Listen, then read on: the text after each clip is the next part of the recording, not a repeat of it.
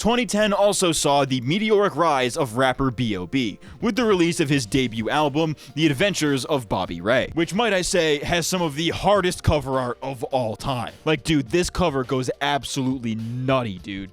That is heat. That's bars.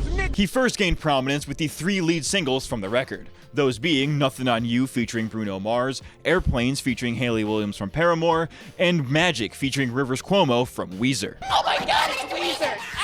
The album reached number 1 on the Billboard Top 100 and went double platinum, making it a commercial success. However, that's about all the album has going for it. Despite having a few great tracks, the rest of the album is forgettable, generic, and really not all that impressive. Now, regardless of my thoughts on the record though, The Adventures of Bobby Ray was a massive commercial success, so B.o.B's follow-up, Strange Clouds, was pretty much destined for success. So Good is a good song, though I wouldn't say it's so good, and the title track, Strange Clouds with Lil Wayne, was pretty great as well. And with all the features on the album, with names like Taylor Swift and Nicki Minaj, it had the star power to launch the album to number 5 on the Billboard Top 100. However, I think we have seen enough to establish a pattern here. B.o.B's most successful singles, his big pop hits, are all collaborations with other artists. Like, let's be real here. Nobody is listening to Nothing on You for B.o.B's flow. It's because of Bruno Mars's hook. B.o.B seemingly rose to the top by just riding the coattails of other artists. He is outclassed by pretty much every artist he's collabed with on the first 2 albums,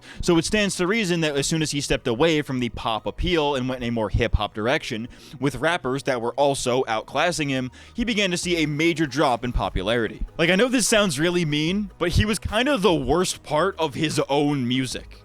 You know what I mean? To add insult to injury, nobody really takes the guy seriously anymore ever since he came out as a flat earther in 2016, which he notoriously revealed through a diss track that he made on Neil deGrasse Tyson. At the end of the day, B.o.B made a pretty big impact early on, but it was never because he was actually that talented of an artist, but rather because he knew the right people at the right time and was able to capitalize on that. As soon as people realized that he wasn't actually that talented and was also generally crazy on top of that, they stopped giving him the time of day. While I do like some of his songs, B.o.B is nobody's favorite rapper, and will likely only be remembered for anything other than his music.